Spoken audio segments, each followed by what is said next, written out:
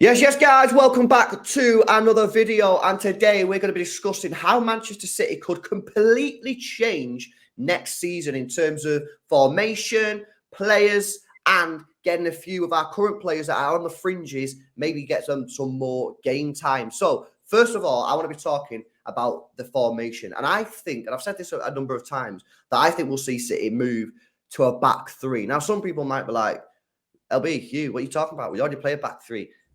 Listen to me. I don't think we're going to play that style of a back three. I think we're going to go, because right now, this ain't really a back three like a traditional back three. This isn't what you sort of see some of the Italian teams play.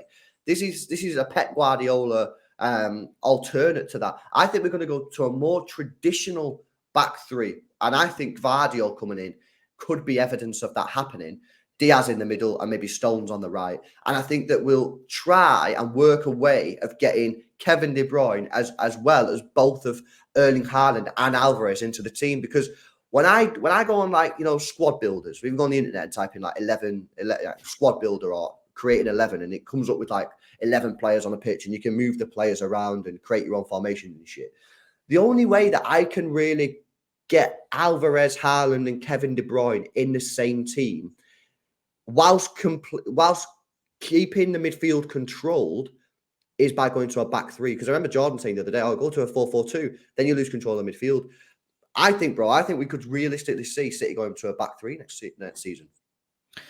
I think with the reports coming out saying that Pep Guardiola and Manchester City are in love with Gvardiol, I think that is as much of an indication as you're going to get that Pep Guardiola is looking towards playing a back three. Now, do we have the players right now to play in a back three? Probably not. I think Gvardiol is the perfect player to play on the left-hand side of that. If you're going to play a back three in defence, you need at least the two ones, the right and the left side, to be fast, because they're going to have to cover more ground because there's no traditional fullbacks either side of them.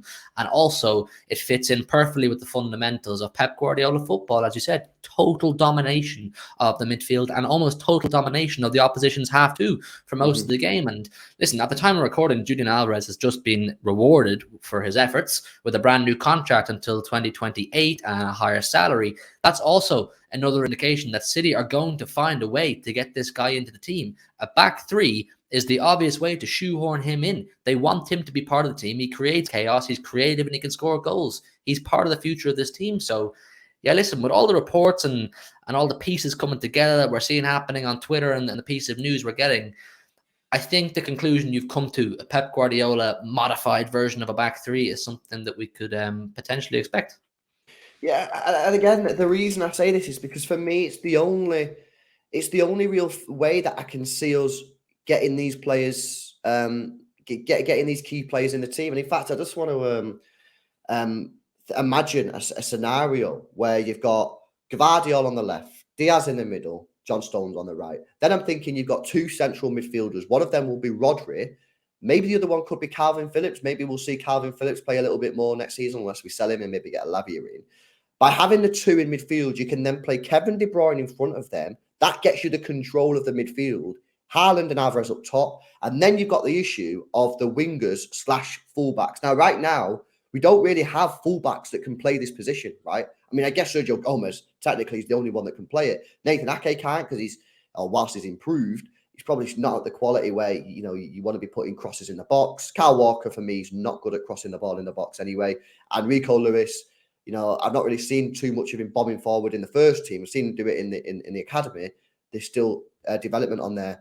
The wingers, then, you're going to have to after a lot for your wingers. Is Mahrez the type of guy who's going to have to be tracking all the way back? Grealish can do it, but these players need to be on the edge of the penalty area. So we might have to sign a couple of wingers.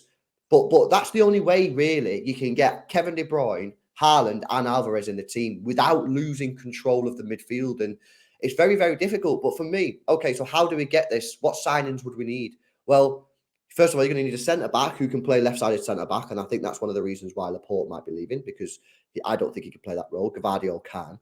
Centre midfield, is Phillips going to be good enough to play this role? I think he probably would, but we'll need time. And then the other thing for me is the wingers. I think actually the only player that could play that sort of wing role is probably Phil Foden.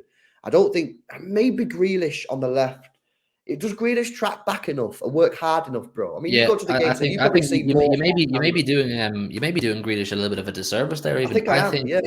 in terms of players who are willing to make long busting runs back from the edge of the Yeah. opposite penalty area to make a defensive tackle. I mean, one that stands out to me massively was one massive challenge Jack Grealish made on Son. I believe it was in the home game against Tottenham. He runs across from his own wing over to the far full back position to make a big challenge, and this is a massive part of Grealish's game. So is that another indication of the way Pep Guardiola wants to move forward? He trusts Jack Grealish on at least one side to cover that ground. Could we expect maybe Phil Foden to be told he has to do something similar, or get in another winger? And just on the midfield situation, you're speaking about Calvin Phillips, who could probably play that role.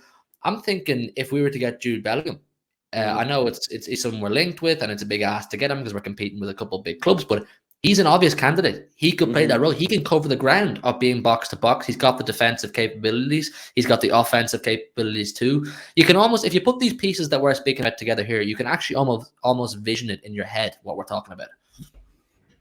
Yeah, no, for sure. I think Jude Bellingham would be a great option in there. And obviously we know that City want him. We know that Liverpool clearly want him as well. It's going to be interesting. But yeah, I mean, that would be amazing. Yeah, swap out Phillips for Bellingham. And that is some team. The big question mark I have, I definitely was too harsh there on Jack Grealish. He does work hard enough. The question mark I do have is does Phil Foden track back enough on that right-hand side? I think that for me would be the big one. That's the only, I'm not sure on that one. I know he does work hard, you know what I mean? But in that position, in that formation, you have to get back and you have to make sure you're tracking back. And he's been so good on the right-hand side of the last couple of games that we've seen him play.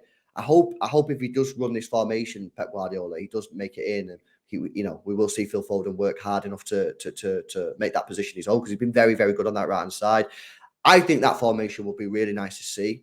Could take some some getting used to, of course. I mean, it's a mad formation and it's a crazy formation, but it is, for me, the only formation that I can get Erling Haaland, Alvarez, and Kevin De Bruyne all in the team, whilst completely dominating midfield as well, and not completely like sacrificing your defense and not killing them. So I'm looking forward to it. I think it's a mega. It's going to be a mega transfer window. I think we're going to spend a lot of money.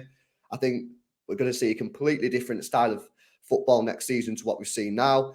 And I think Alvarez next season is going to have a big, big part to play. And I think you mentioned it a few moments ago. I think that's probably one of the reasons he signed a new contract, because he's been told that we are going to go to a system which will allow him to play more football. So I'm looking forward to it, man. Guys, let us know your thoughts on this. Do you think City could run this sort of 3-2 formation, or whatever you want to call it? Do you think Bellingham is key?